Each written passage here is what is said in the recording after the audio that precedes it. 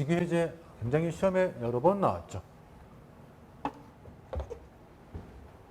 자, 국가공무원법 73조의 3을 펴보세요. 직위해제. 이 직위해제는 징계는 아닌데 공무원의 신분을 유지하면서 직위만 해제하는 거죠. 일 못하게 하는 차원에서 하는 게 직위해제죠. 73조의 3. 3조가. 국가공무원법 73조의 3. 자, 직위해제를 잠깐 읽어봅시다. 국가공무원법 73조의 3. 직위해제. 임용권자는 다음 각 호의 어느 하나에 해당하는 자에게 직위를 부여하지 아니할 수 있다. 일단 특징을 좀 적어볼게요. 특징. 직위해제는 어쨌든 간에 두 가지 불이익이 발생하거든요.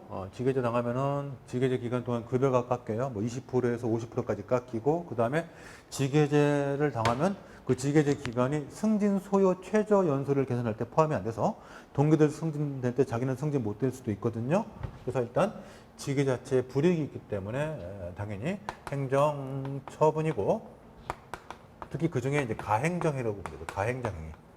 어차피 영구적인 게 아니고 임시적으로만 해제하는 거니까 가행정행위. 그리고 법조문상 보다시피 재량행위예요. 재량행위. 할 수 있다. 자, 이런 것들을 좀 적어보고 갑시다. 자,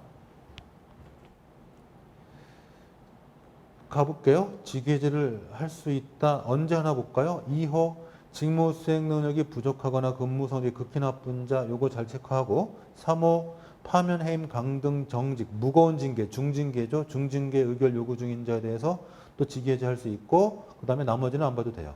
자, 그래서 자, 직위해제는 일단 특징 행정처분이고, 그 중에 가행정행위고, 그 다음에 재량행위고, 그 다음에 직위해제는 이게 징계가 아니거든요. 이거는 직위해제는 그 자체가 징계가 아니고, 뭐 징계를 하기 전에 먼저 직위를 해제한다라든가, 또는 기타 뭐 직권면제 하기 전에 직위해제하는 것으로서 그 자체가 징계가 아니기 때문에, 그래서 이게 우리 작년에 법정의 목에서 나왔었죠. 직위해제를 하게 되는 직위해제의 사유, 즉 처분 사유로서 직위해제 사유하고, 그 다음에 징계 사유는 서로 일치되지 않는다. 이게 중요한 부분이죠. 그 다음에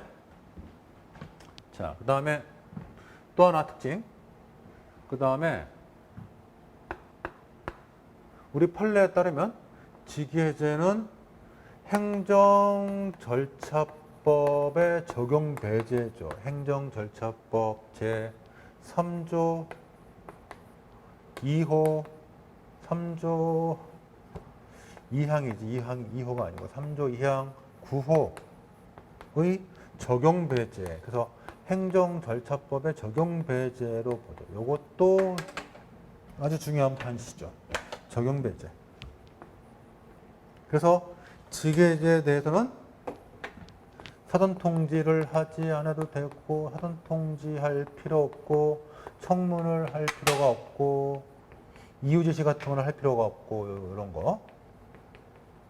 그러니까 행정절차법상의 절차가 적용되지 않는다. 이건 적지 않을게요. 어차피 똑같은 말로 하면 되니까. 그래서 행정절차법 3조 2항 9호의 적용 배제다. 행정절차법이 적용되지 않는다. 이것도 아주 중요한 내용이죠. 그 다음에 직위해제를 하게 된 종류에서 크게 두 가지를 봐둘게요. 어차피 수험제로 두 가지가 필요한데, 첫 번째, 직위해제를 하는 이유가 거기에 나와 있는 것처럼 2호 직무 수행 능력이 부족하거나 근무 성적이 극히 나빠서 2호. 그래서 이때는 직위해제를 하고 그 다음에 직권 면직으로 가는 경우가 있어요. 직권 면직. 자, 어디를 보시냐면 73조의 3 제1항 우리가 2호를 봤죠. 2호 동그라미 친 상태에서 2호에서 화살표를 끄집어내 가지고 3항으로 끌고 가세요. 3항으로. 사망. 자, 임용권자는 제1항 2호에 따라 직위 해제된 자에게 3개월 범위 내에서 대기를 명한다. 이게 이제 대기 명령이고, 이 3개월이 지나도록 이 만약에 능력이 회복되지 않거나 근무 성적이 회복되지 않으면은 자, 70조 넘어가 볼까요? 70조. 1항 임용권자는 공무원이 다음 각호의 어느 하나에 해당하면 직권으로 면직시킬 수 있다. 거기에 5호를 보면 73조의 3 제3항에 따라 대기 명령을 받은 자가 그 기간 내에 능력 또는 근무 성적의 향상을 기대하기 어렵다고 인정할 때 직권으로 면직할 수 있죠. 그래서 직위 해제 후 직권 면직. 이 직권 면직은 70조에 있죠. 그래서 이렇게 해가지고 이 부분을 이제 하나 물어볼 수 있고, 그 다음에 또 하나 물어볼게요. 다시 73조의 3 직위 해제. 거기 1항 3호. 파면, 해임, 강등, 정직에 해당하는 징계 의결 요구 중인 자. 이른바 무거운 징계, 중징계 의결을 하기 위해서 일단 일을 잠깐 집에 가서 쉬란 얘기죠. 일하지 말고 3호에 따라서 직위해제하고 그 이후에 징계면직으로서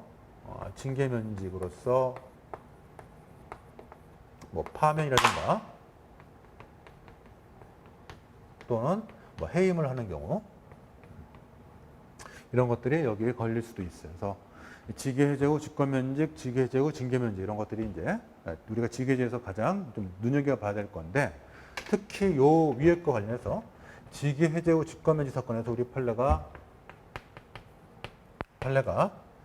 하자승계를 부정했다라는 거, 하자승계를 부정했다. 요것도 시험에 물어볼 테마죠. 작년 법전형 모의고사에서는 이거 물어봤었어요. 그래서 직위해제 후 직권면직 서로 추구하는 법적 효과가 다르기 때문에 하자승계가 안 된다라고 했죠.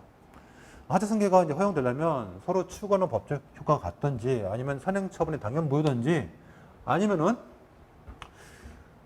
서로 추구하는 법적 효과가 다르고 선행처분이 당연 무효가 아니라 할지라도 선행처분의 구속력이 부정돼서 후속처분에서 선행처분 유법을 주장할 수 있어야 된다. 이런 세 가지 중 하나는 충족돼야 되는데 셋 다 충족되지 않아가지고 하자승계를 부정했던 사건이죠.